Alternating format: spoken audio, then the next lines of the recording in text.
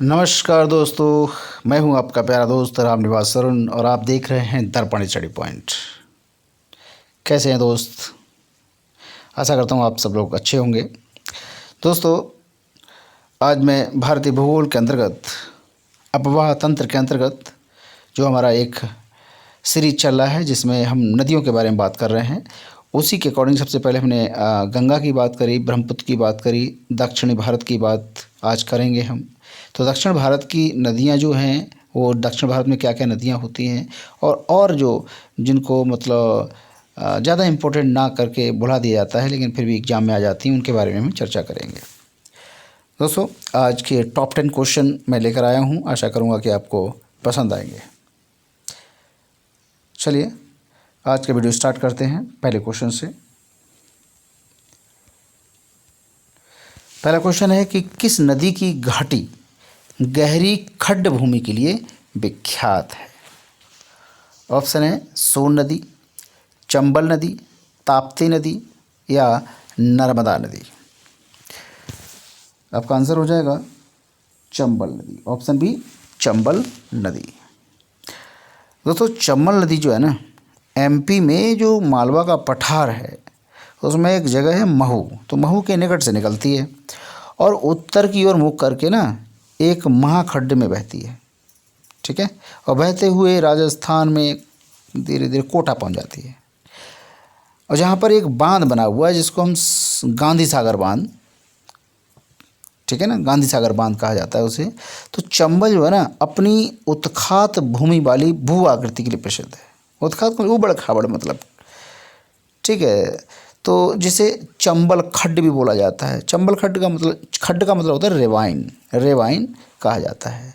अब दोस्तों, कभी मौका मिले तो अगर हम आगरा से चलते हैं तो आगरा के बाद एक धौलपुर राजस्थान का इलाका पड़ता है, ट्रेन की बात कर रहा हूँ मैं।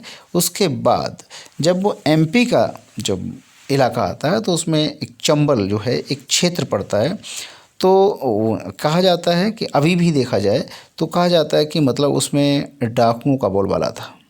इवन हमारी फूलन देवी, जो उनका नाम सुना होगा, और मलखान सिंह, डाकू मलखान सिंह, ऐसे कई सारे दस्यु सरगना, या आपने पान सिंह तोमर मूवी देखी होगी, वो भी वहीं पर शूट हुई है। तो मोस्ट ऑफ ये देखा गया है कि मतलब जब कोई मूवी की शूटिंग होती है डाकू से रिलेटेड, तो वहाँ पर जो आत्मसमर्पण करे हुए जो डाकू होते हैं वो भी कहीं ना कहीं उसमें किरदार निभाते हैं ताकि रियलिटी आ सके। कई सारी समस्याओं का सामना भी करना पड़ता है कभी कभी, जो फिल्मी दुनिया से जुड़े हुए लोग हैं, कभी कभी बवाल भी हो जाता है छोटा मोटा। तो वो एरिया इसलिए प्रसिद्ध है। अब धीरे धीरे मतलब पटरी पे आ रही है कहानी, लेकिन फिर भी छोटे मोटे डाकू चंबल घाटी में हमेशा रहते हैं। ठीक है दोस्तों, तो पहले क्वेश्चन का आंसर चंबल नदी था जिसमें गहरी खड्ड भूमि के लिए विख्यात है। दूसरा क्वेश्चन देखते हैं। प्रायद्वीपीय भारत की सबसे लंबी नदी कौन सी है? ऑप्शन है कृष्णा, गोदावरी, नर्मदा या महानदी। दोस्तों, इसका आंसर हो जाएगा प्रायद्वीपीय भारत की सबसे जो लंबी नदी है वो गोदावरी है, गोदावरी। इसकी जो लंबाई है ना वो 1465 किलोमीटर है। 1465 किलोमीटर लंबी है ये। और ये जो त्र्यंबकर नामक महाराष्ट्र में एक जगह है, वहाँ से निकलकर और दक्षिण पूर्व की ओर बहती हुई बंगाल की खाड़ी में गिर जाती है। आज का तीसरा क्वेश्चन देखते हैं। उड़ीसा में एक नदी है जो कि अपना डेल्टा बनाती है।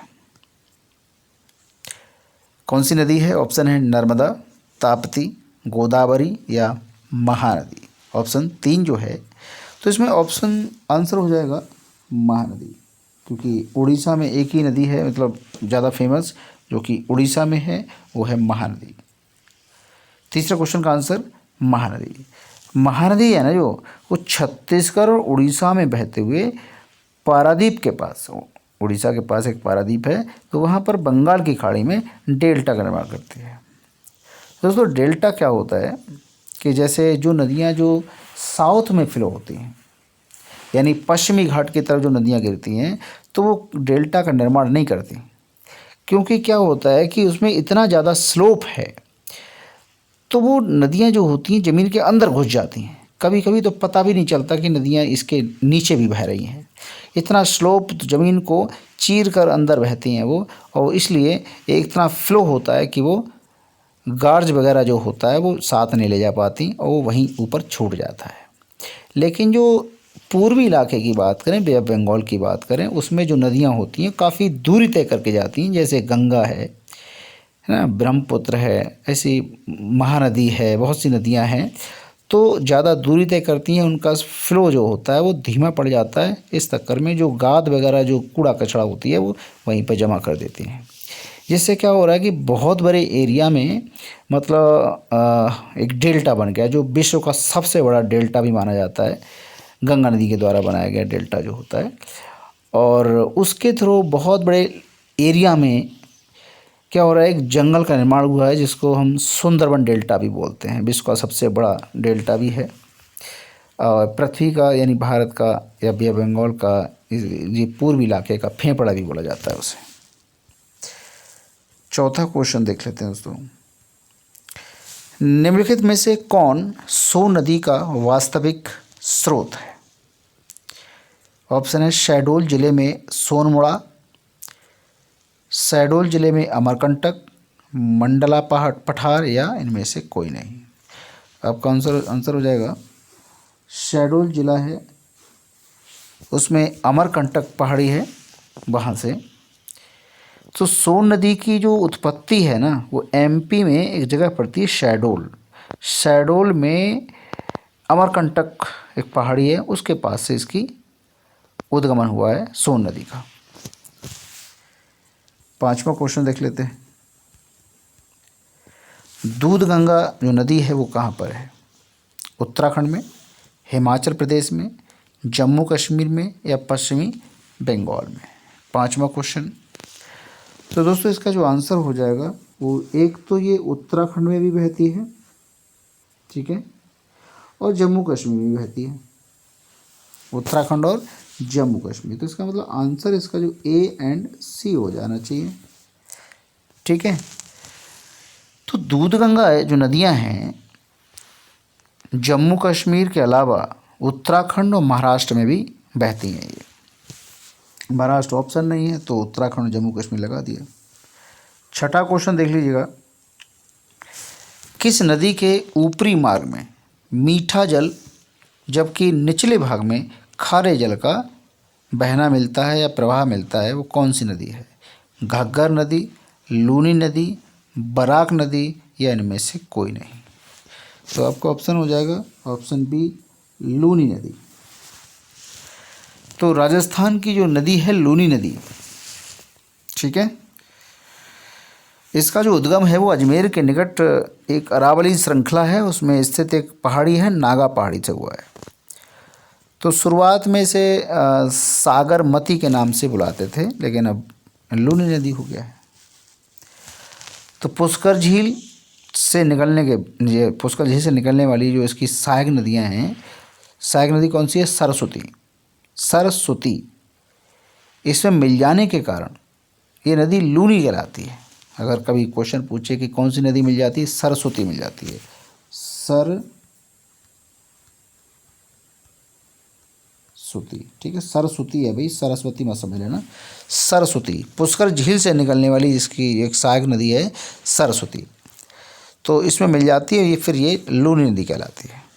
कभी अजमेर जाने का मौका मिले तो वहाँ पर पुष्कर मेला लगता है, तो बड़ा, ब्रह्मा जी का अकेले पूरे हिंदुस्तान में एक ही मंदिर है, तो वहाँ कभी झील भी है, पुष्कर झील भी है, तो बाय ट्रेन से जाएं या बस से जाएं, काफ़ी पर्यटन अच्छा स्थल है, घूमने लायक है, तो कभी मौका मिले तो जाएगा ज़रूर। सातवां क्वेश्चन देख लेते हैं। संथाल परगना में लगने वाला दुमका का हिजला मेला किस नदी के तट पर आयोजित किया जाता है? ऑप्शन है मयूराक्षी, फल्गु, स्वर्णरेखा, या बराकर। तो आपका ऑप्शन आंसर हो जाएगा मयूराक्षी नदी, मयूराक्षी जगह है। तो संथाल परगना में जो दुमका के हिजला नामक स्थान पर एक मेला लगता है, जनजातीय मेला है, जो शेड्यूल ट्राइब के लोग जो होते हैं उनका मेला लगता है। तो हिजला जो है ना मयूराक्षी नदी के तट पर है। ठीक। 8वां क्वेश्चन, कपिली किसकी सहायक नदी है? गंगा की, गंडक की, ब्रह्मपुत्र की या कोसी की? आपका आंसर हो जाएगा ब्रह्मपुत्र की। कपिली या कोपिली जिसे बोलते हैं नदी ब्रह्मपुत्र की सहायक नदी है और कामरूप नगर जो है इसी नदी पर अवस्थित है। आज का 9वां क्वेश्चन देखते हैं दोस्तों, मुंबई की जो मीठी नदी है वो किस झील से निकलती है? ऑप्शन है बिहार झील, तुलसी झील, लिपलेख झील या इनमें से कोई नहीं। आपका आंसर हो जाएगा बिहार झील। मीठी नदी जो मुंबई में एक जगह है बिहार झील के अधिक प्रवाह से उद्गमित हुई है। अधिक प्रवाह या अधिक प्रवाह से। दोस्तों आज का लास्ट क्वेश्चन है, किशन गंगा किसकी एक सहायक नदी है? ऑप्शन है झेलम की, चेनाब की, ब्यास की या रावी नदी की? ऑप्शन हो जाएगा आपका झेलम नदी की। किशन गंगा जो है झेलम नदी की एक प्रमुख सहायक नदी है।